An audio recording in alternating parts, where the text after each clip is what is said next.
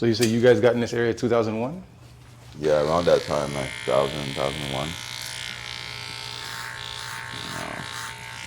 Which area did you live around here? So right by Bursey Park. Oh, okay. You know, there's a street called Wetherill. Okay, so which high school did you go to? So I went to Mary Ward. Oh, You familiar? yeah, definitely heard of Mary Ward. Yeah, so I went to Mary Ward. Then my last year of high school, I went to Mother Teresa. Oh, Mother Teresa in Scarborough? Yeah. Oh, okay. Good. Yeah, so so Mary Ward is like a regular high school when I went there in grade 9. The intention of it was to transition into what they called Direction 2000, which was a program where it was going to be independent learning. Oh, okay. Right, so I don't know if you know about Mary Ward at all. Yeah. Like, And you know about its learning style and stuff like that? No. I just know them from like hooping. Okay, so they transitioned to a style. So before, when I went there, it was all portables Oh, in grade 9. So they're building the school. Okay. And when they built the school, they built it in a way that was going to accommodate this independent learning style, which meant that instead of having classrooms, they were going to have resource rooms. So a whole section of the school would be like English. And everybody from grade 9 to would be in that room. If they're working on English, they would be in that room. And there would be like a couple of teachers in there that if you have an issue, you raise your hand and they come and help you with what you're dealing with. Right?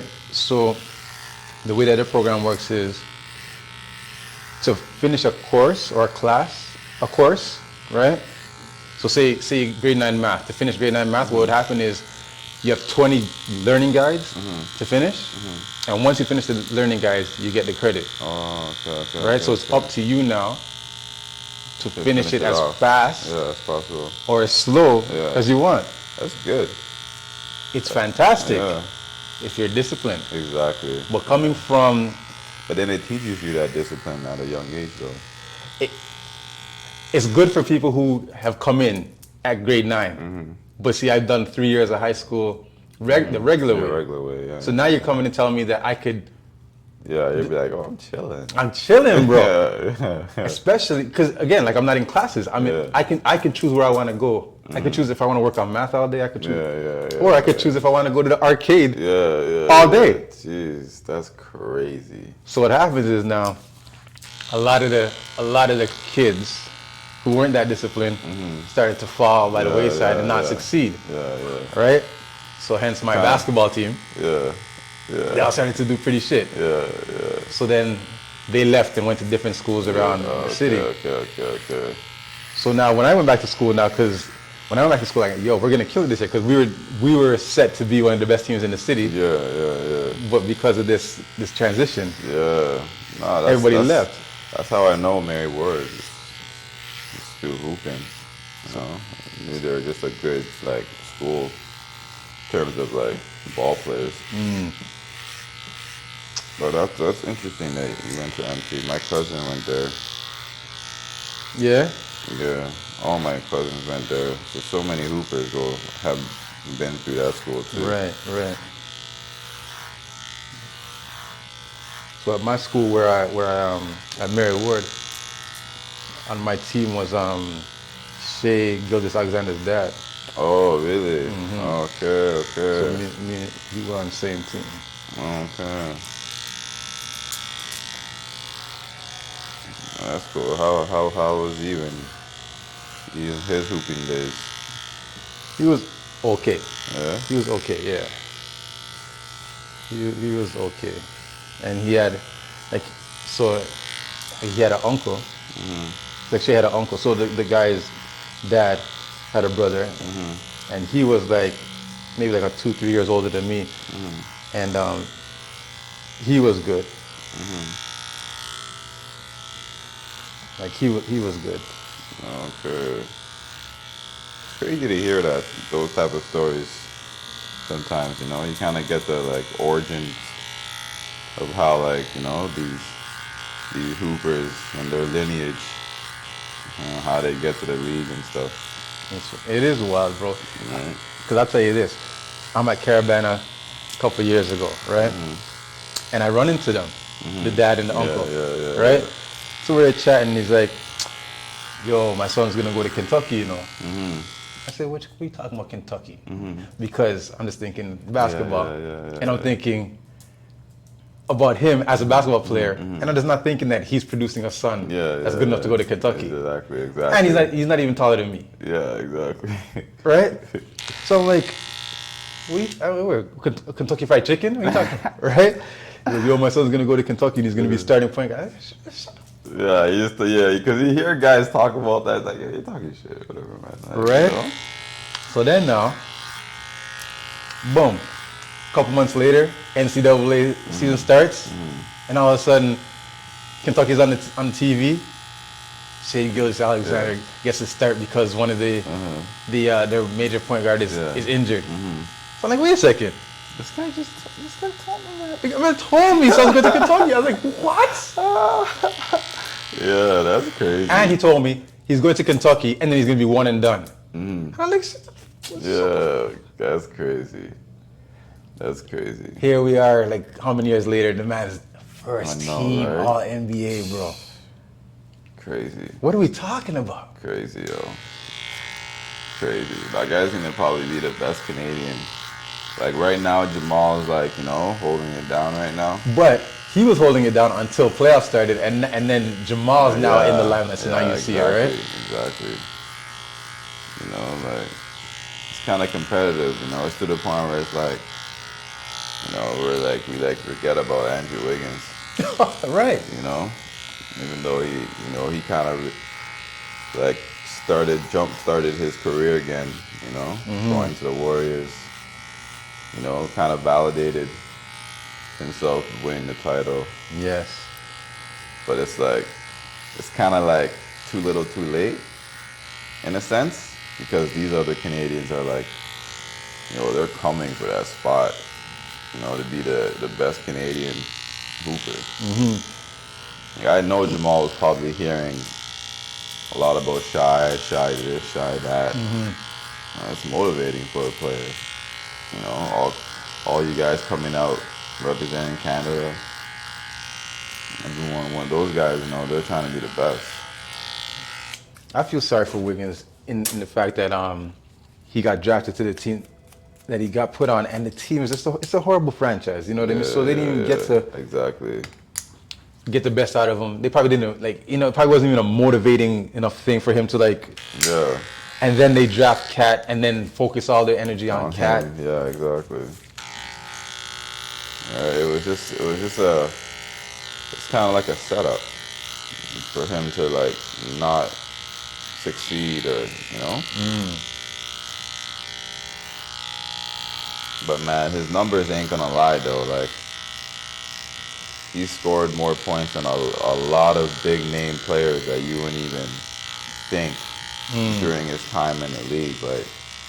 So at the end of the day, when his career is over, numbers will speak. He's gonna be up there. His numbers are gonna make him look a lot better than what people perceive him as. So. That's a good point.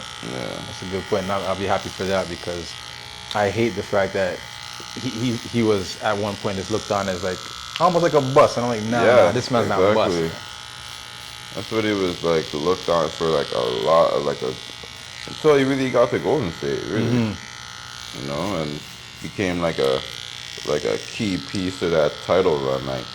Even if he went there and he kind of wasn't that key piece and was just kind of got lost between the stars that are there, then it would have been the same type of narrative, But he was integral. But he was a huge part. They don't win without him. I was saying to somebody yesterday that I was like, you know what? Wiggins could have got MVP for that championship. Yeah, he could have got it.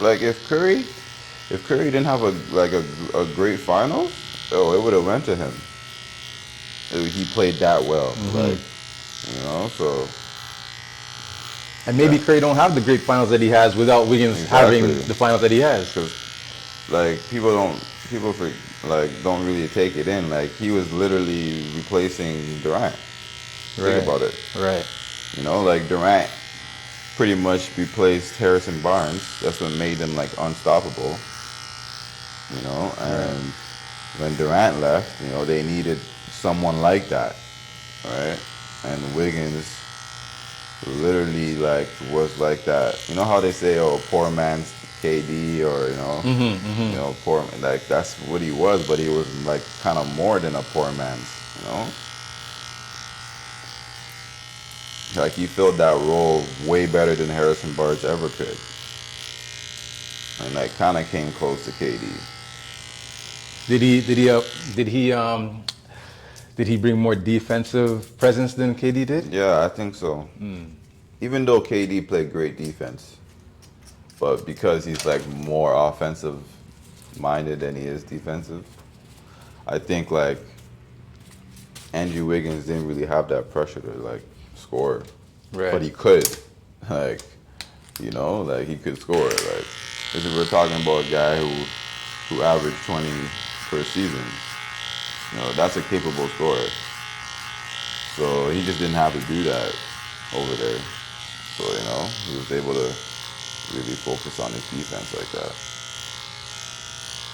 Which in turn, like, you know, like he gained a lot of respect, I feel, around the league. I was happy for that, man, because I just hated man. the way that they dealt with him, Yeah, man.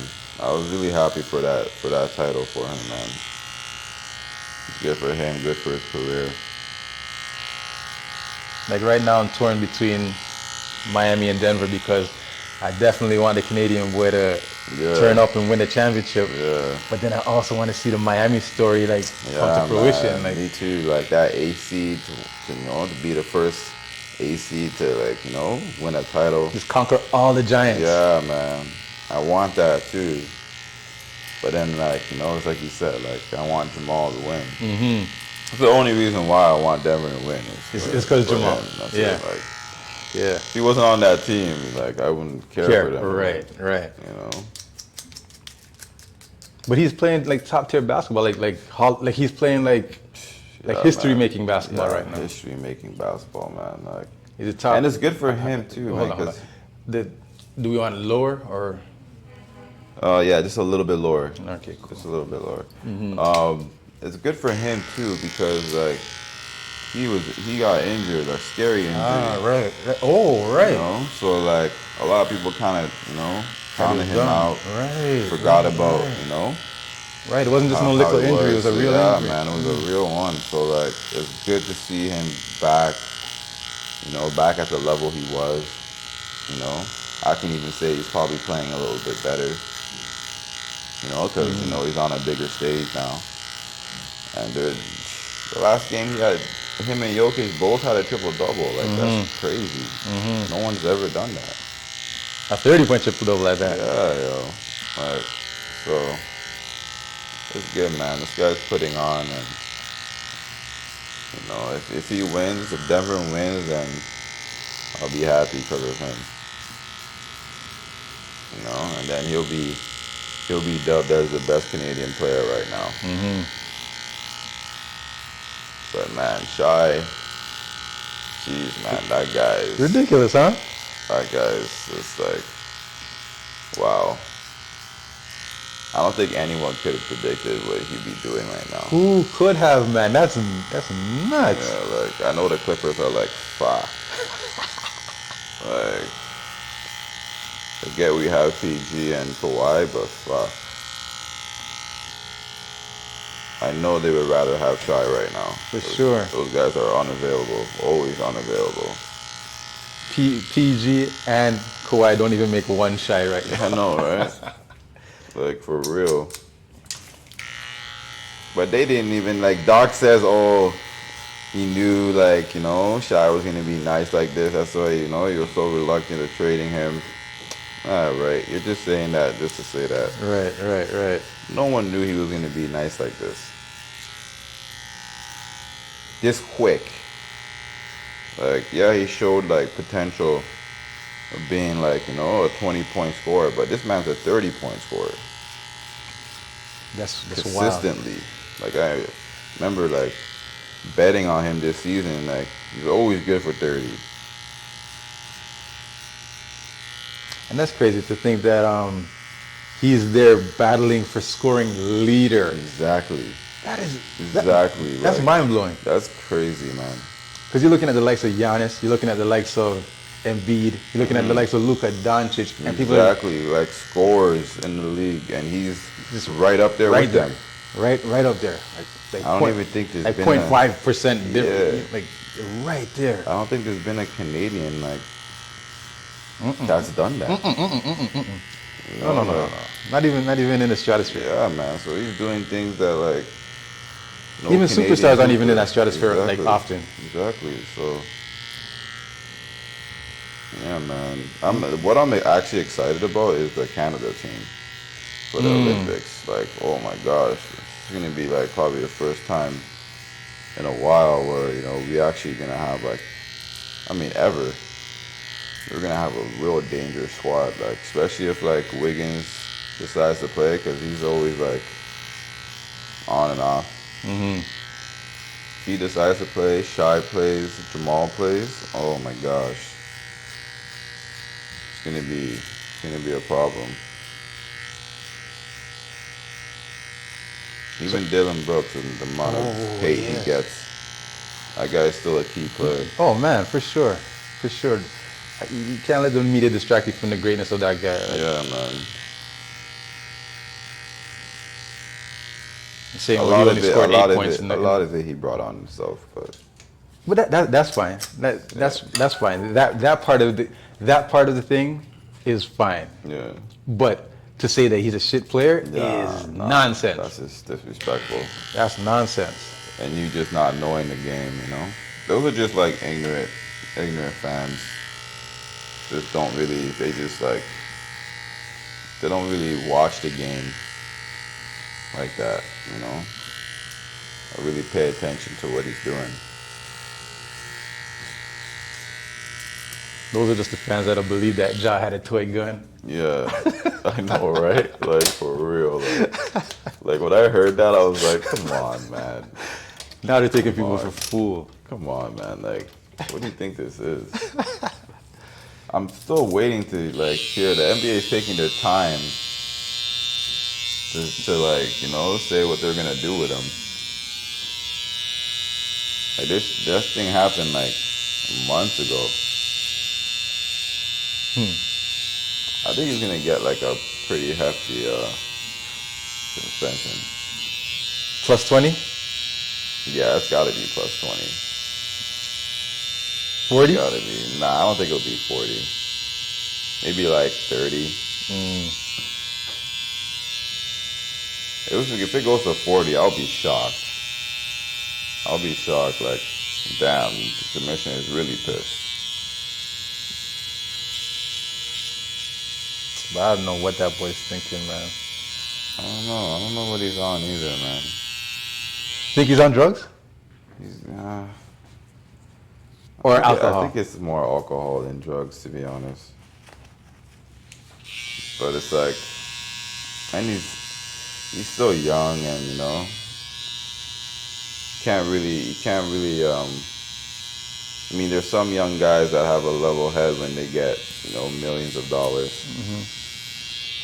And then there's some of them that just don't know how to act. You know, I know he's gonna look back at this when he's like a lot older and be like, "Oh man, What was I thinking? what was I thinking?" Yeah, you know. Because even so, like, this guy has such a lock on the young generation. It's crazy. Because even though Nike like removed his shoes, when they put it back, it sold out in like minutes. Stop this. Is that what happened? Yeah, it sold out in minutes. Like, So first of all, they put it back? yeah, they put it back and it sold out literally in like minutes. Like, I was like, wow. When I heard that, I was like, wow. This guy has such a lock on the generation. It's crazy. These Look at- corporations have no respect. Yeah, man. They just want to make money at the end of the day, and they know this guy's like a cash cow. They know it, right? That's probably one of the reasons why he acts the way he does, right? Because he just knows. Because he knows, he's gonna get away with it because he's a cash cow. All right, like. They say you wanna test, you wanna see the personality or the, like the internal of a man. You give him power. Yeah, exactly. Because See what he you does with weren't it. hearing none of this when he didn't get that contract. He was like the, like, kind of like the baby face of the league. Like kind of like how Steph was. Everyone loved George Morant. He talked respectfully. You didn't hear anything about him. As soon as he got that contract, you just started hearing things here and there all the time, and it's just like, nah, he didn't believe it, but like then you just kept hearing it. And then it's just like, okay, this guy is really a different guy.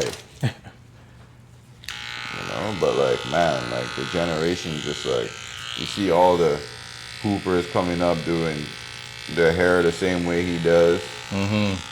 Everyone does that stupid dance that he does. Like that dance, I don't even understand it. But everyone's doing it.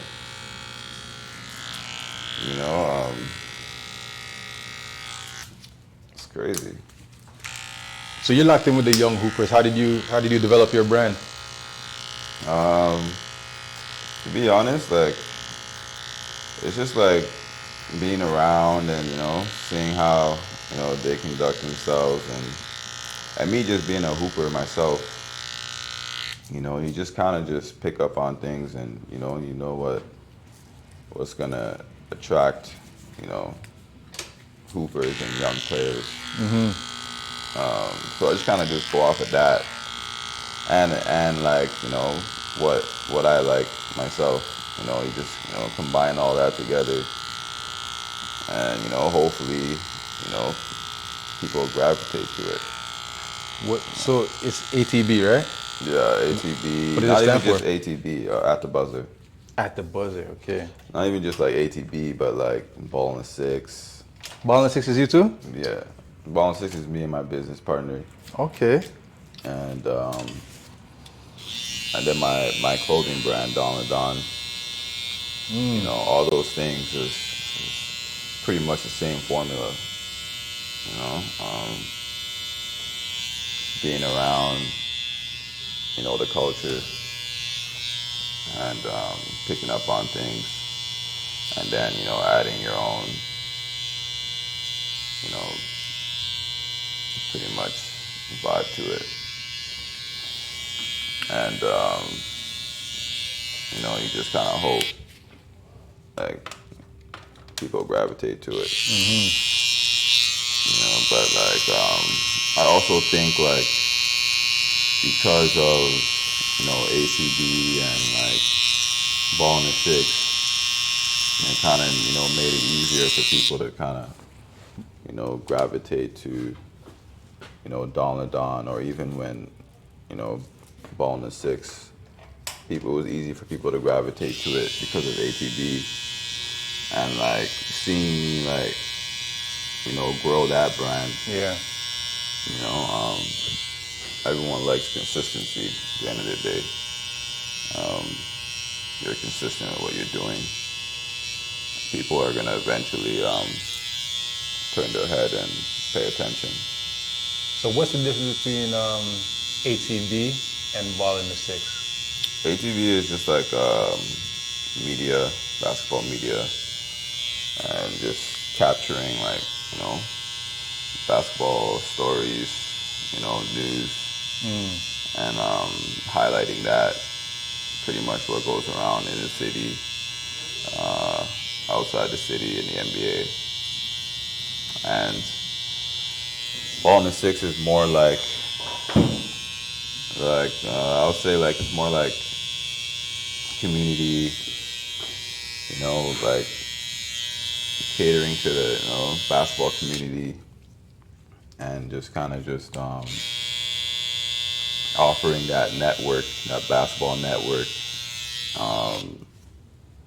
for hoopers to come together, and anyone who's like, you know, interested in basketball, and kind of like, you know, offer, you know, different types of services Oh, okay, through basketball. okay. You know, whether it be apparel. For the most part, it's apparel, events. You know, even like some we just branched into is leagues. You know, that's pretty much the difference between the two.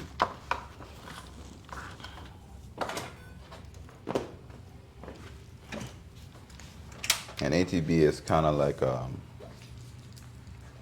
platform for like creatives to kind of like, you know, put their work out there. Something I've been kind of doing for years with the platform that ATB has. A lot of creatives that, you know, do like photography, videography, need like that platform Outlet. Okay, I got you. outlet, you know, for, you know, certain people to see their work. I got you. So Okay. ATB works as that like, you know, platform for those creatives in order to get their work out there, you know, get the proper eyes, the right eyes, you know, to see their work, and, you know, able to get them opportunities, you know, better And opportunities. that's related to basketball. Or that's Not even just basketball, and like it can be anything media related, okay. right? There's a lot of like, you know, media personnel that, you know, went through ATB and have gotten, you know, other situations that are not related to basketball, but it's like still media related, Got you. right? So that's what ATB is mostly to, like, is just a platform for creators to, you know, build their portfolio.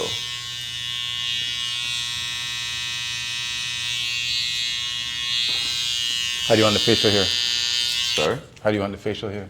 Oh, just line it up. Keep it Yeah, big. just keep it. Full. Yeah, keep it big. Line it up. Mustache, shave it down. Yeah, shave it down a bit.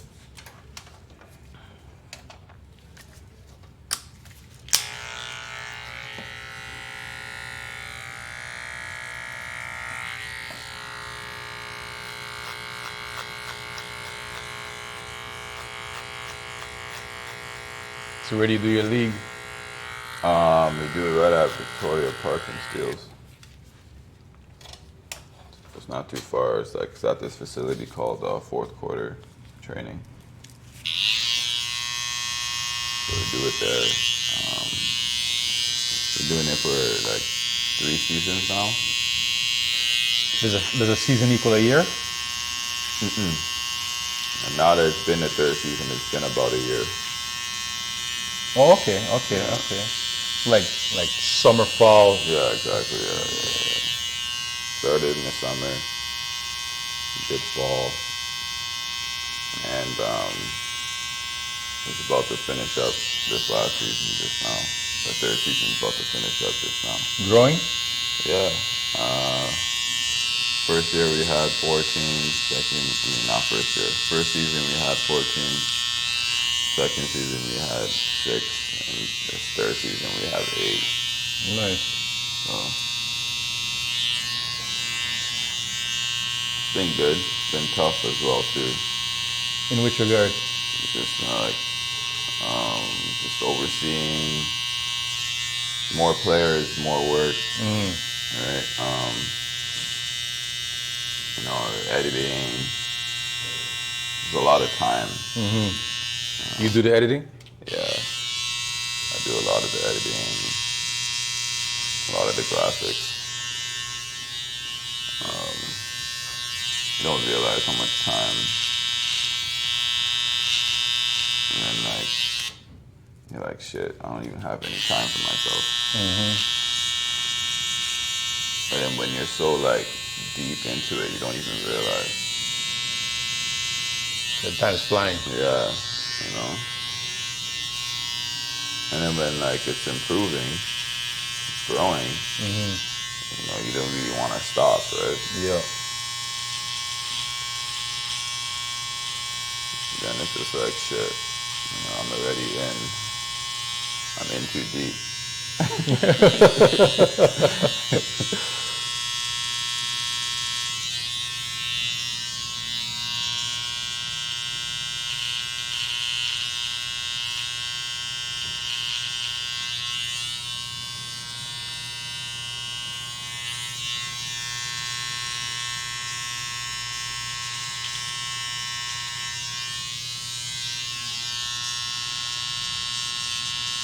What school did you go to? I went to Brother Andre High School. Okay. Went to Brother Andre. And then in college I went to Centennial.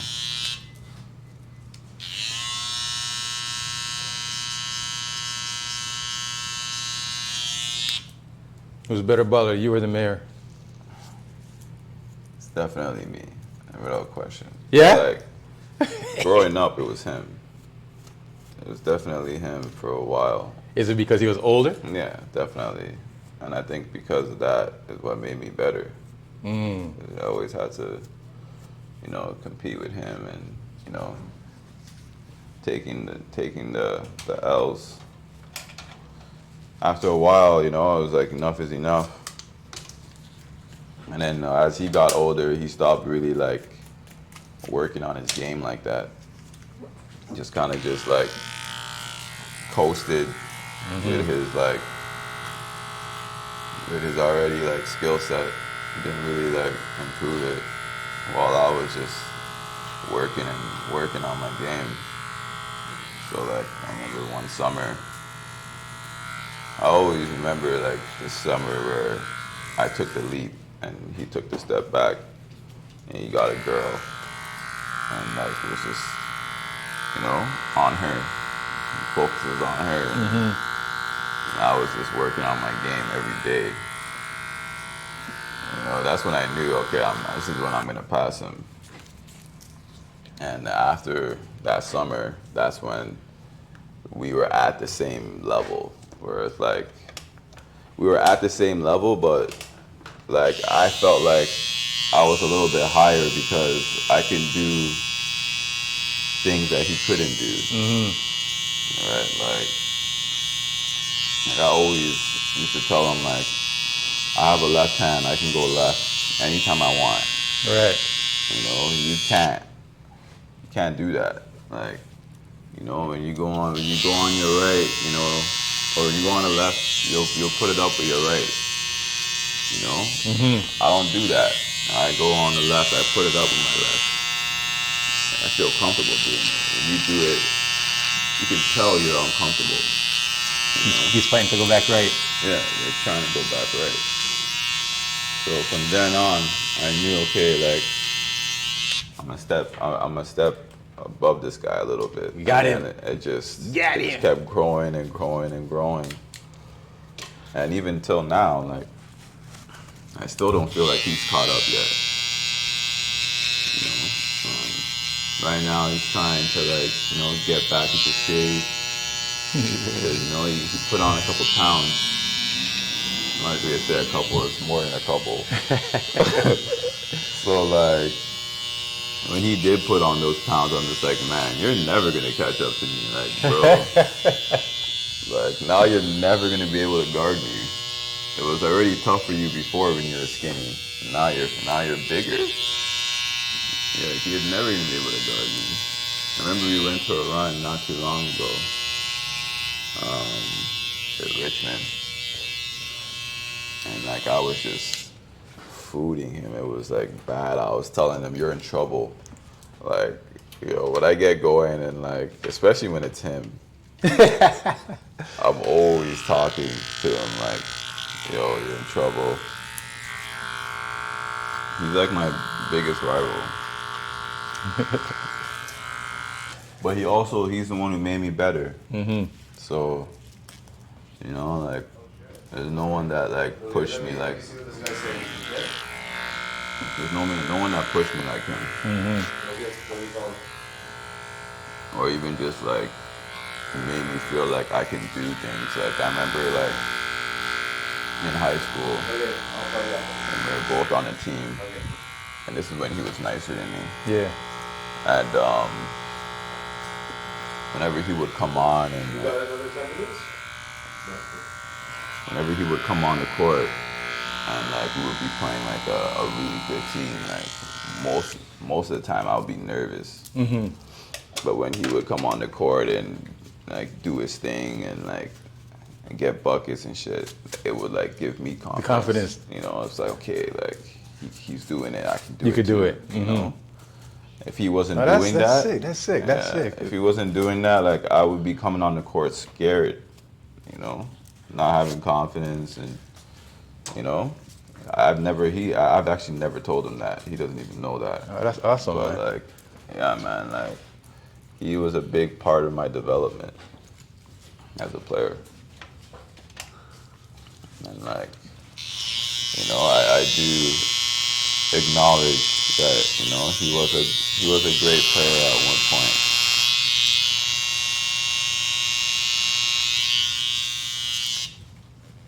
But a student has surpassed the master. Exactly.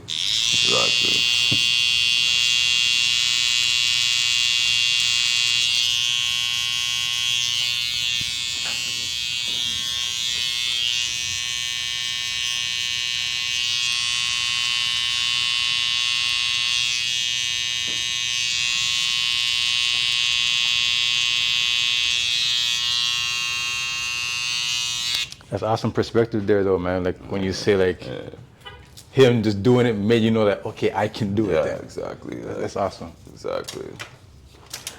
Inside here, do you clean that out or leave it natural? You can clean it out a little bit. Yeah, you can clean it out.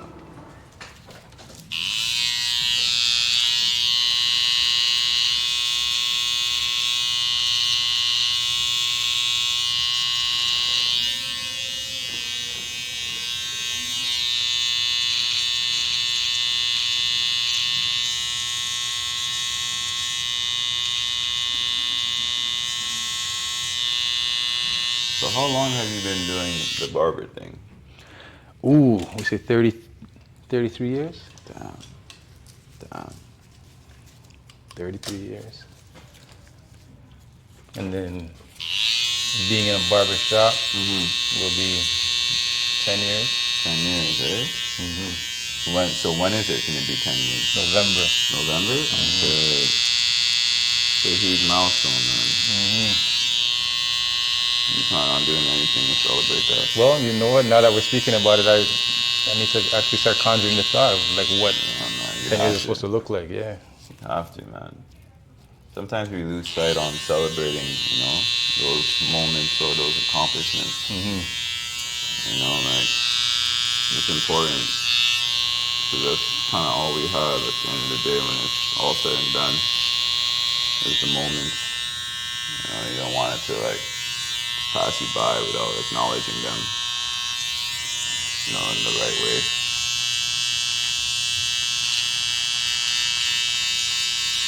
That's big, man. It's not easy to do running a business for that long, especially having your own shop, especially during these times. How we look? That's great.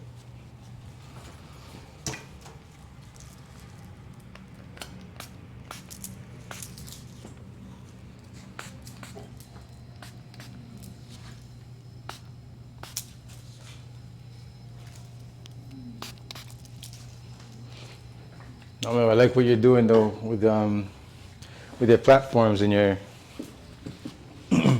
and your brand. I appreciate it, man. Yeah, man, it's awesome and it's inspiring.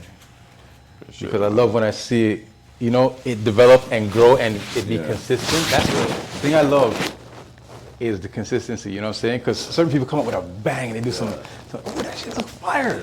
And then a month later, you're like, where'd it go? Yeah, exactly. What inspires me is not the shit that's flashy, but the shit that sticks. Exactly. That's like, yo, okay. That's what I try to like. That's the one thing I try to do. You know, Hold on a second. Let me take a picture. No one's really gonna pay attention if you're here and there, right?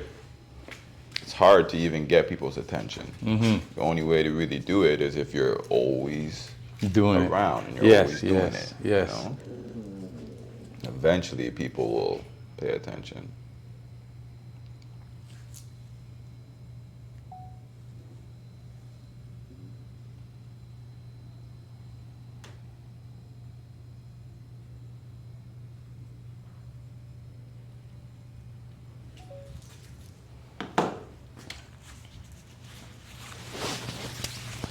Thank you very much. Yes, sir.